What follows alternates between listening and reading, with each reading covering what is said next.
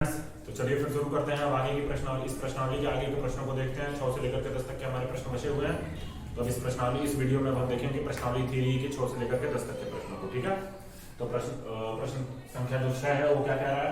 कह रहा है कि x plus y upon 2 minus x minus y upon 3 is equal to 8 और x plus y upon 3 plus x minus y upon 4 is equal to 4।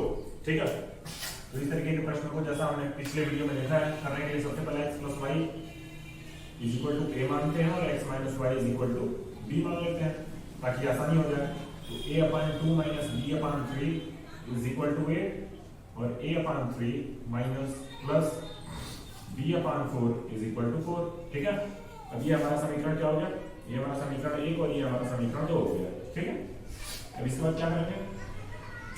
a को हटाना है, ये b को हटाते हैं। ठीक है, क्योंकि b को आसानी से जोड़ देंगे तो ये हट जाएगा। ठीक है, बस 3 का 1/3 का नीचे मल्टीप्लाई करेंगे और 1/4 का ऊपर मल्टीप्लाई करेंगे। ठीक है, तो समीकरण 1 में कितने का मल्टीप्लाई करना है? 1/4 का, और प्लस कर देना है समीकरण 2 के साथ, और समीकरण 2 में किसका मल्टीप्लाई कर देना है? 1/3 का। ठीक है, तो समीकरण 1 में 1/4 का मल्टीप्लाई करेंगे तो a/8 minus b/12 is equal to 8/4 यानी 2। ठीक है, और नीचे क्या हो जाएगा? नीचे हो जाएगा a/1/3 का मल्टीप्लाई करेंगे तो a/9 plus b/12 is equal to 4/3। ठीक है, अब इसको जोड़ देते हैं, जोड़ देने पर ये कट जाएगा। अब a/8 और a/9 क्या हुआ? 1/8 प्लस 1/9 होता है, क्या होता है? 1/8 प्लस 1/9 क्या हो गया? 9 इधर 8 इधर 17 और 72। ठीक है, तो ये हो गया 17/72a। ठीक है, इज इक्वल टू 2 में 4/3 जोड़ेंगे तो क्या होगा? 2 में 4/3 जोड़ेंगे तो 10/3 हो जाएगा। ठीक है, अरे 2 प्लस 4/3, 3 में 2 का मल्टीप्लाई 6 और 4 10, 10/3 हो गया। ठीक है, अब a की वैल्यू क्या आ जाएगी? यहाँ से a की वैल्यू आ जाएगी 10 गुणे 72/17 गुणे 3। ठीक है, ये a की वैल्यू आ गई। अब a की वैल्यू को क्या करेंगे हम? ये कट जाएगा क्या? एक बार में, और ये 4 बार में, 2 बार में और 4 बार में कटेगा। ये एक बार में नहीं, 24 हो गया। ठीक है, तो ये हो गया तुम्हारा 240/17। a की वैल्यू आ गई। अब a का मान क्या करेंगे? a का मान कहाँ पे? समीकरण 2 में रख लेते हैं, या तो 1 में रख लेते हैं। समीकरण 1 में रखने पर ठीक है, a का मान क्या होगा? 240/17/2 minus b/3 is equal to 8। ठीक है, तो अब ये क्या होगा? अब ये आगे होगा 240/17/2 है, तो ये हो गया 240/34 minus b/3 is equal to 8। अब b/3 को इधर लेकर के आएंगे, 8 को इधर लेकर के जाएंगे तो 240/34 minus 8 is equal to b/3। ठीक है, अब इसको पहले इसको काट लेते हैं, तो ये 120 हो गया और ये तुम्हारा 17 हो गया, तो 120/17 minus 8 is equal to b/3। अब ये क्या होगा? 120 माइनस 8 गुणे 17/17। ठीक है, इज इक्वल टू b/3। ठीक, अब इसको आगे कैसे करते हैं? मैं थोड़ा जल्दी कर रहा हूँ क्योंकि बहुत बड़ा प्रश्न बन जा रहा है। ठीक है, केवल सिंपल जोड़ घटाना गुणा भाग है तो ज्यादा इसमें दिक्कत नहीं होगी तुम लोगों को।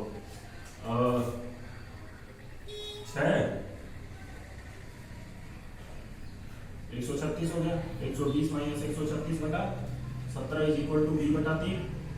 ठीक है, तो ये हो गया तुम्हारा माइनस 16 गुणे 3/17 इज इक्वल टू b।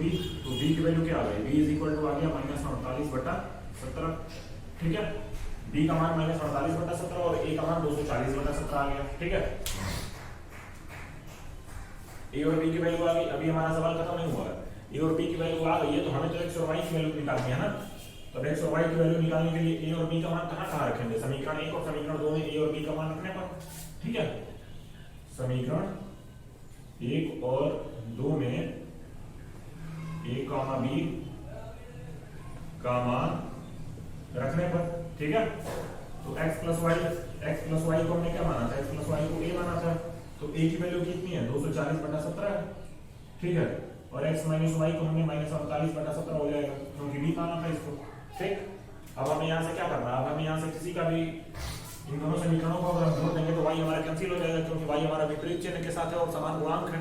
ठीक है, तो इसको हम आपस में जोड़ देते हैं, तो जोड़ेंगे तो क्या होगा? जोड़ेंगे तो ये तो कट जाएगा, 2x आ जाएगा, 2x बराबर 240/17 माइनस 48/17।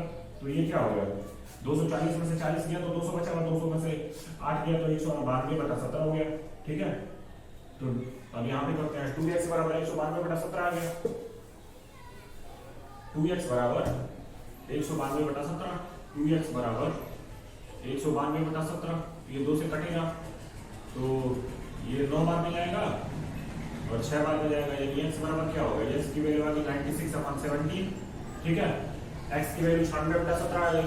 अब x की वैल्यू को ला करके यहीं पर रख देते हैं। ठीक है, तो इसका कौन सा समीकरण, एक समीकरण माने थे, तो x का मान कहां पर रखने पर, समीकरण 1 में रखने पर।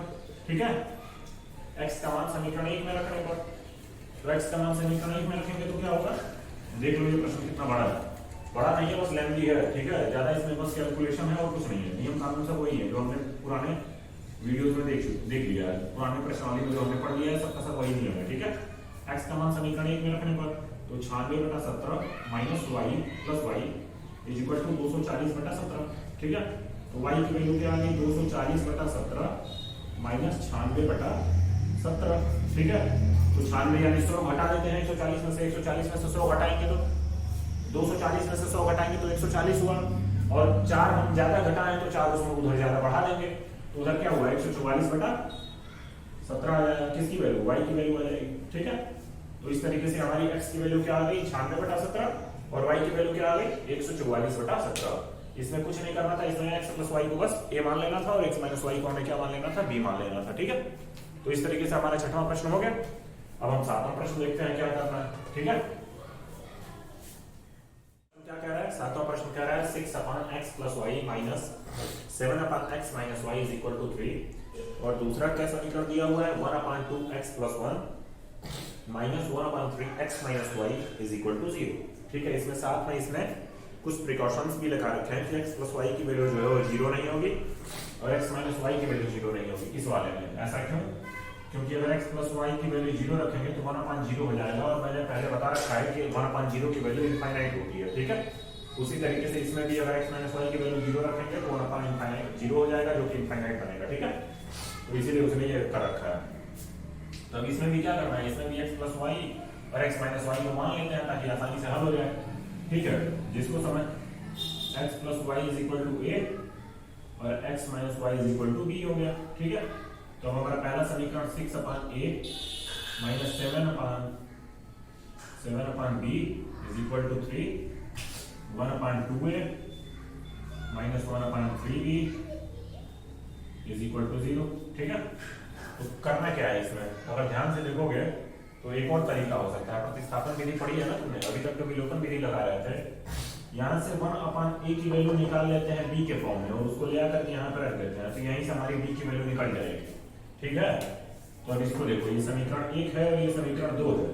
ठीक है, तो यहाँ लिखते हैं समीकरण 2 से। ठीक है, समीकरण 2 से 1/2a minus 1/3b is equal to 0 है, तो 1/2a is equal to 1/3b हुआ। ठीक है, यानी 1/a की वैल्यू क्या आ गई, 1/a की वैल्यू आ गई 2/3b। ठीक है, 1/a की वैल्यू, अब यहां से लिखते हैं 1/a का मान समीकरण 1 में रखने पर। ठीक है, तो ये 1/a की वैल्यू है ना, तो 6/a को 6 इंटू 1/a लिखा जा सकता है ना। ठीक है, minus 7/b is equal to 3, तो अब 6 into 2/3b minus 7/b is equal to 3। अब ये 3 से ये कट गया 2 बार में, यानी 4/b minus 7/b is equal to 3। ठीक है, इसी को मैं यहाँ पे आगे पर्दा कर दे रहा हूँ, तो 4 माइनस 7 हो गया तो minus 3/b is equal to 3। 3 से 3 कट गया, यानी b की वैल्यू क्या आ गई, b इज इक्वल टू -1 आ गया। यहीं से देखो b की वैल्यू हमने निकाल ली, प्रतिस्थापन विधि का प्रयोग किया है यहाँ पे। समीकरण 2 से हमने 1/a की वैल्यू को निकाला है और उसकी वैल्यू को लाकर के पुट कर दिया है किसमें, समीकरण 1 में। ठीक है, b की वैल्यू -1 आ गई, और b की वैल्यू को कहीं भी रख दो वहां से तुम्हारी a की वैल्यू आ जाएगी। ठीक है, तो b का मान कहां पे रखने पर, b का मान समीकरण 1 में रखने पर, ठीक है, b का मान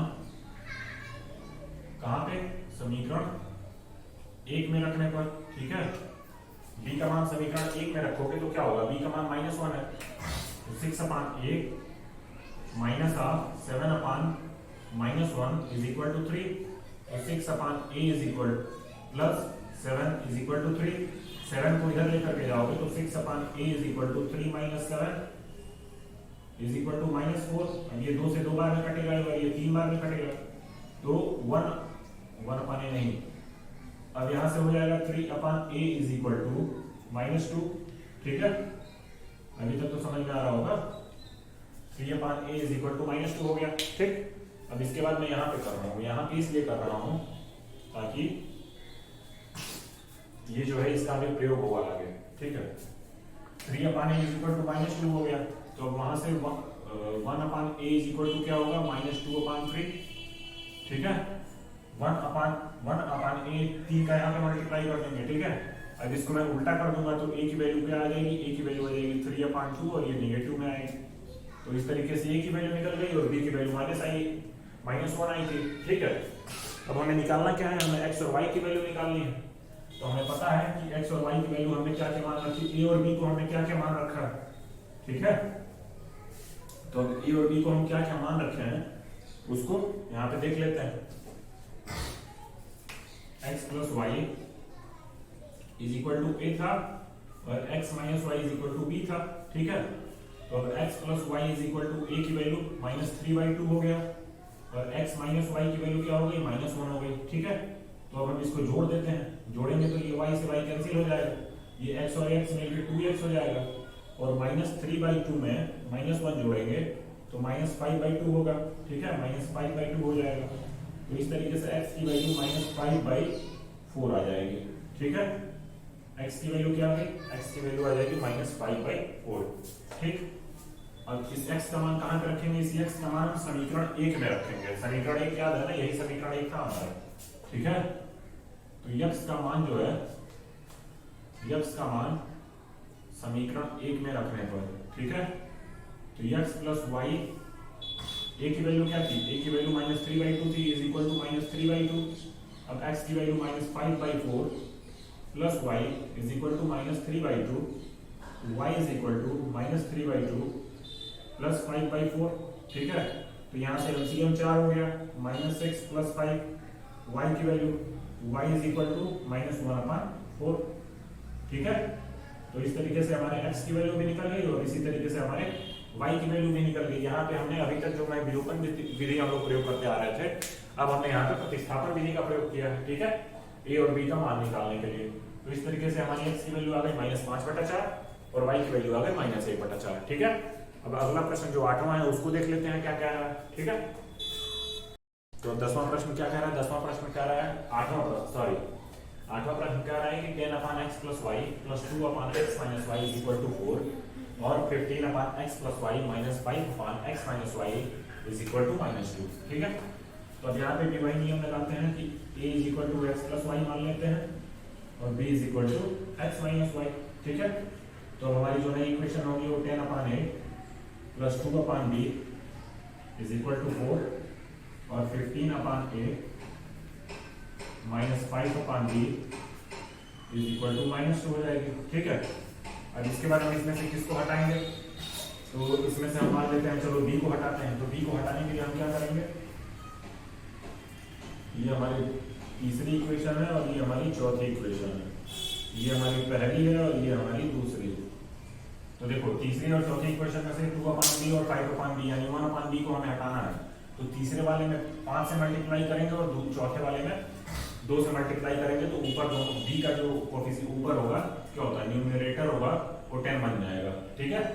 तो समीकरण 3 × 5 प्लस समीकरण 4 × 2 से, ठीक है। तो समीकरण 3 में 5 से मल्टीप्लाई करेंगे तो 50/1 plus 10/b is equal to 20 और नीचे 2 से मल्टीप्लाई करेंगे तो 30/8 - 10/b इज इक्वल टू -4। ठीक है, अब इसको जोड़ देंगे, जोड़ते हैं तो देखो क्या होता है, जोड़ेंगे तो ये कट जाएगा, 50/a और 30/a यानी 80/a हो गया, इज इक्वल टू 20 में से -4 गया तो 16 हो गया, 16 से ये 5 बार में कट गया, यानी a इज इक्वल टू क्या आ गया, 5 आ गया। ठीक है, a का मान क्या आ गया, a का मान 5 आ गया। अब a का मान कहाँ रखोगे, a का मान समीकरण 3 में रखने पर, समीकरण 3 में रखोगे तो 10/5 प्लस 2/b बराबर 4, ये 5 से 2 बार में कट गया। ठीक है, तो 2/b बराबर 4 - 2, 4 - 2 हुआ। अब इसको मैं यहाँ पे कर दे रहा हूँ, तो 2/b बराबर 2, तो 2 से 2 कट गया, यानी b की वैल्यू क्या आ गई, b की वैल्यू 1 आ गई। ठीक है, a की वैल्यू 5 और b की वैल्यू हमारी 1 आ गई। अब क्या करना है, अभी दोनों की वैल्यू को समीकरण 1 और 2 में रखना है और वहां से x और y की वैल्यू निकाल लेनी है। ठीक है, a का मान 5 और b का मान 1, ये याद रखना। ठीक है, a का मान 5 और b का मान 1। ठीक है, a का b का मान जो है कहां पे रखने पर, का मान समीकरण 1 का मान 2 में रखने पर।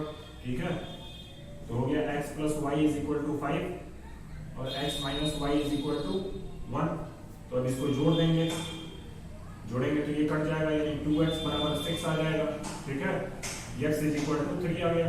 ठीक है, अब यहां से समीकरण 1 में x का मान रखने पर, x का मान समीकरण 1 में रखने पर, समीकरण 1 में रखोगे तो क्या होगा, समीकरण 1 में 3 + y = 5।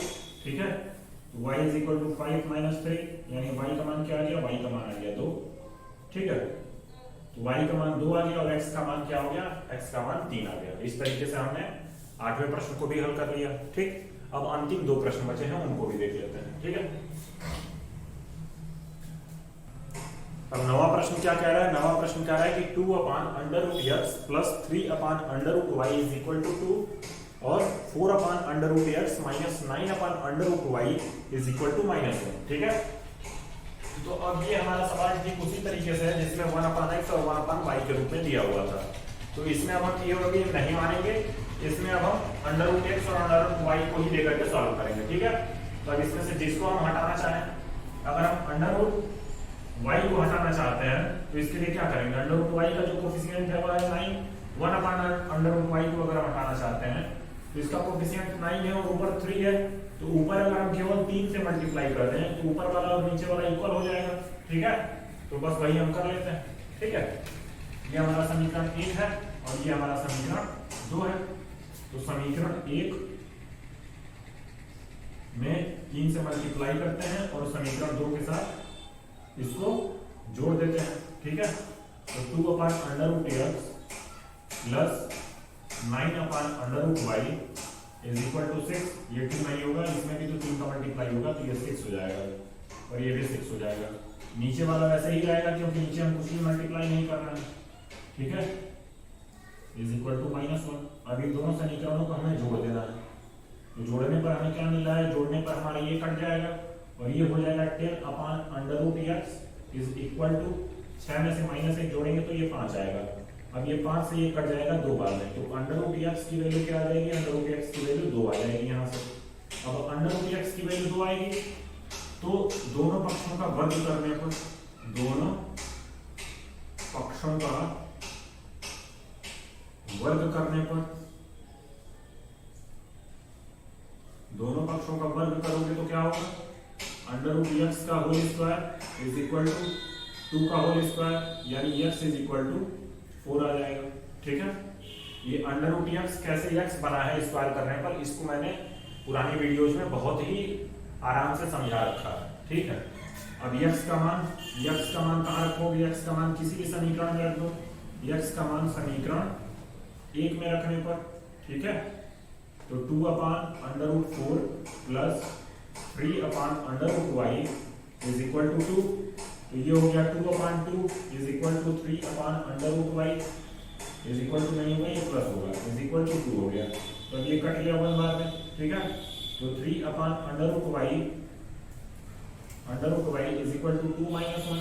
ठीक है, तो अब ये क्या हो जाएगा, अब यहाँ पे मैं इसको कर देता हूँ 3/√y इज इक्वल टू 1, ठीक है। तो ये √y इज इक्वल टू 3, ठीक है। फिर यहाँ पे वर्ग करने पर क्या आएगा, √y का whole square is equal to 3 का होल स्क्वायर, यानी y की वैल्यू क्या आ गई, y की वैल्यू हमारी 9 आ गई, ठीक है। तो इस तरीके से हमारी y की वैल्यू 9 आ गई और x की वैल्यू क्या आई है, x की वैल्यू 4 आ गई है, ठीक है। तो अब ये 9वां प्रश्न जो है उसको भी हमने बहुत आसान, क्या कह रहा है, 10वां प्रश्न कह रहा है कि 7y + 3 - 2x + 2 is equal to 14 और 4y + 2 + 4x + 3 is equal to 44, ठीक है। तो अब इसको समीकरण 1 मान लेंगे, इसको समीकरण 2 मान लेंगे, और ये हमारा अभी तक जो हमने 1/x 1/y या 1/x + y या 1/x - y के तरीके से लगाया है, ये और भी मान करके उस तरीके का ये सवाल नहीं है, ये हमारा विलोपन विधि या प्रतिस्थापन विधि वाला सवाल है, ठीक है। बस इसको थोड़ा सा सिंप्लीफाई कर देना है। तो अब यहाँ पे लिखेंगे समीकरण 1 से, अब इसको पहले सिंप्लीफाई करेंगे, तो 7y + 21 - 2x - 4 is equal to 14, ठीक है। तो ये हो गया -2x + 7y is equal to 14 + 4 - 21। तो ये हो गया -2x + 7y is equal to 14 और 4 18 हो गया, और 18 में से -21 गया तो -3 आ जाएगा। इसको हम समीकरण 3 मान लेते हैं, ठीक है। ये हमारा हो गया समीकरण 3। अब यहाँ से समीकरण 2 से समीकरण 2 को सिंप्लीफाई करेंगे, तो समीकरण 2 को सिंप्लीफाई करेंगे तो 4y + 8 + 4x + 12 is equal to 44। तो अब यहाँ से आ गया 4x + 4y is equal to 44 - 12 - 8, यानी 4x + 4y is equal to 29 24 हो गया, ठीक है। ये हो गया आपका चौथा समीकरण, ठीक है। तो अब यहाँ से हम देखते हैं तीसरे और चौथे समीकरण में किसको हम विलुप्त कर सकते हैं, विलोपन विधि यहाँ पे लगाते हैं। तो देखेंगे हम यहाँ पे कि जो x है इस वाले में और इस वाले में x जो है वो निगेटिव कोफिशिएंट के साथ है, यानी अगर हम जोड़ देंगे तो हल हो जाएगा, ये विलुप्त हो जाएगा ये। बस ये क्या करना है कि समीकरण 3 में हमें 2 से मल्टीप्लाई कर देना है। तो यहाँ पे वही काम करते हैं, समीकरण 3 में मल्टीप्लाई करते हैं 2 से और प्लस समीकरण 4 कर देते हैं, ठीक है। तो समीकरण 3 में 2 से मल्टीप्लाई करेंगे तो -4x + 14y is equal to -6, ठीक है। और नीचे वाला हो गया 4x + 4y is equal to 24, ठीक है। अब इन दोनों को जोड़ देते हैं, जोड़ेंगे तो ये तो कट जाएगा, 14 और 4 18y इज इक्वल टू ये 18 हो जाएगा, यानी y की वैल्यू क्या हो जाएगी 18/18 यानी 1 हो जाएगी, ठीक है। अब इस y का मान क्या करेंगे, y का मान समीकरण 4 में रख देते हैं। चलो समीकरण 4 में रखने पर, समीकरण 4 में रखेंगे तो 4x + 4 × 1 इज इक्वल टू 24। तो ये हो गया 4x इज इक्वल टू 24 - 4, ठीक है, यानी 4x इज इक्वल टू 20, ठीक, यानी x इज इक्वल टू 20/4 यानी 5 आ गया। तो इस तरीके से हमारे x की वैल्यू क्या आ गई, x की वैल्यू 5 आ गई, और y की वैल्यू क्या आ गई, y की वैल्यू 1 आ गई, ठीक है। इसमें ज्यादा कुछ था नहीं, इसमें समझाने वाली कोई बात नहीं है, क्योंकि ये तुम लोगों ने बहुत अच्छे से कर लिया है, 2-3 प्रश्नावली इसी पे आधारित थी, ठीक है। तो अब इस तरीके से प्रश्नावली 3 का जो 1 से लेकर के 10 तक का सवाल है सभी समाप्त होते हैं। अब हम अगली वीडियो में नई प्रश्नावली के साथ मिलेंगे, ठीक है। तब तक के लिए कोई भी डाउट हो उसको कमेंट बॉक्स में कमेंट करिए और पुरानी वीडियोस को लगातार देखते रहिए, ठीक है। तो चलिए फिर, सबका लिंक डिस्क्रिप्शन में नीचे दिया हुआ है, कोई भी दिक्कत नहीं होगी आपको, ठीक है। चलिए फिर तब अगली वीडियो में मिलते हैं, चलिए फिर तब, थैंक यू।